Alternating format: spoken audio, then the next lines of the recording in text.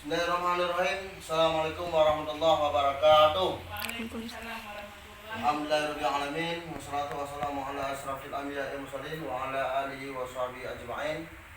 Segala puji bagi Allah yang telah memberikan pada kita semua kesehatan, kenikmatan dan kekuatan sehingga pada hari ini kita masih dapat berkumpul kembali pada pertemuan pendekatan kemampuan keluarga. Selawat dan salam kepada baginda Rasulullah SAW yang telah membawa umatnya dari alam jahiliyah ke alam yang lebih pengetahuan. Baik, alhamdulillah hari ini kita berjumpa kembali Ibu pada modul kelima, sesi ke-14, yaitu modul kesehatan sosial dan disabilitas dan lansia. Ya, sebelumnya saya ingin bertanya dulu Bu, gimana kabarnya semua hari ini Bu? Alhamdulillah sehat. Alhamdulillah sehat semua Bu ya. Sebelumnya saya ucapkan terima kasih karena Ibu telah menghadiri undangan kami pada pertemuan peningkatan kemampuan keluarga. Baik Ibu, sebelum kita mulai pada sesi ke-14 ini, maka terlebih dahulu kita akan berdoa dulu Bu untuk kelancaran diskusi kita. Untuk itu mari sama-sama kita berdoa. Doa dimulai. Berdoa selesai. Baik Ibu, pada hari ini kita akan bahas tentang sesi 14 ini tentang lansia, lanjut usia. Apa itu lansia Ibu? Lansia adalah kita di masa yang akan datang. Siapapun itu, kita pasti akan menghadapi yang namanya lansia atau lanjut usia. Nah, menurut Organisasi Kesehatan Dunia atau WHO, batasan terhadap lanjut usia ada 4 golongan. Yang pertama usia pertengahan 45 sampai 59 tahun. Yang kedua lanjut usia 60 sampai 74 tahun. Yang ketiga lanjut usia tua 75 sampai 90 tahun. Yang keempat lansia sangat tua di atas 90 tahun. Ini menurut Organisasi Kesehatan Dunia atau WHO. Sedangkan menurut Undang-Undang Nomor 13 Tahun 1998, Ketentuan Umum Pasal 1 Ayat 2, lanjut usia adalah seseorang yang telah mencapai usia di atas 60 tahun.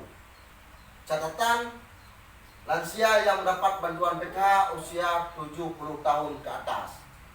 Ini khusus yang untuk penerima PKH, ini khusus dihitungnya 60 tahun ke atas.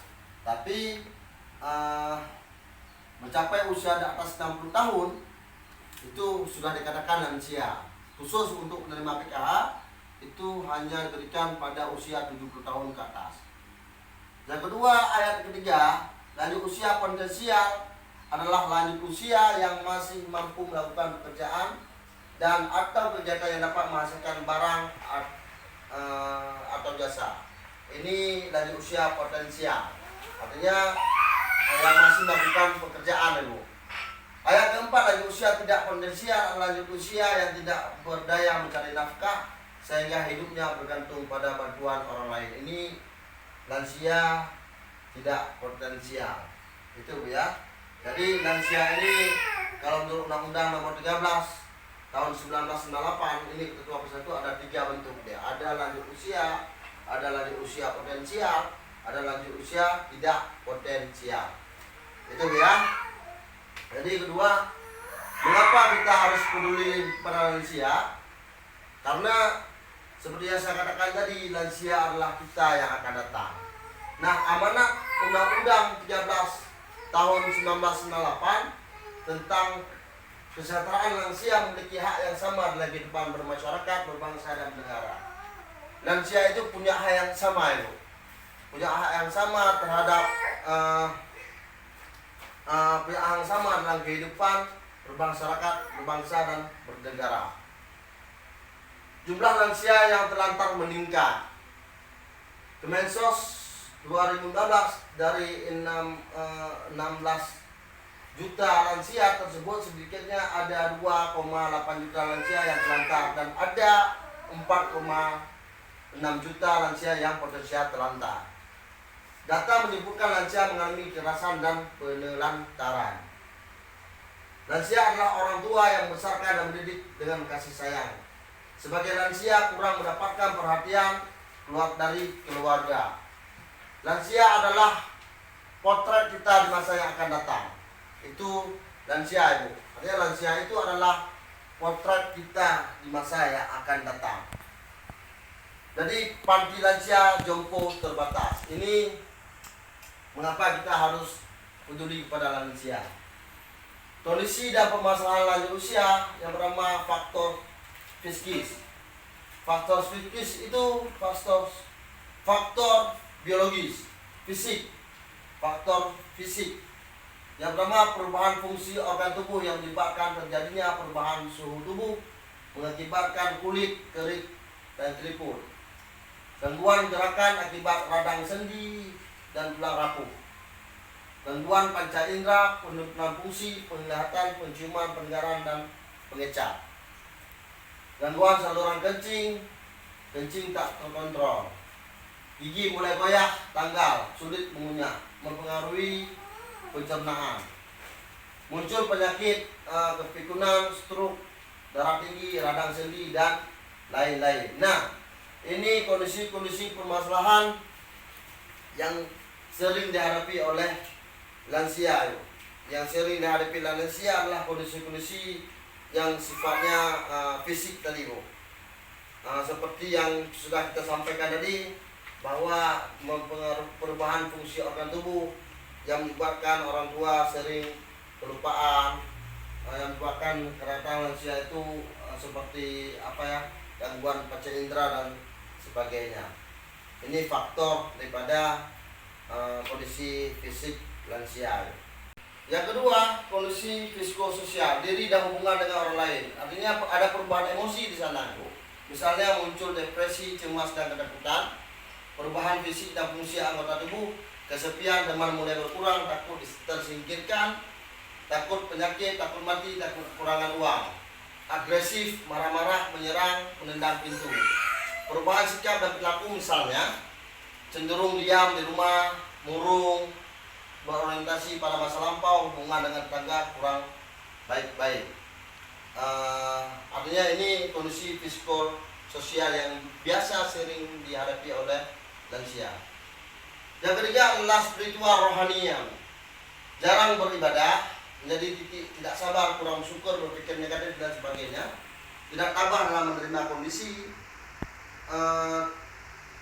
kurang mau berbagi dengan orang lain, selalu menunjukkan super powernya dan selalu menganggap dirinya selalu benar. Ini biasa kondisi permasalahan lanjut usia dari tingkat spiritual atau kerohanian.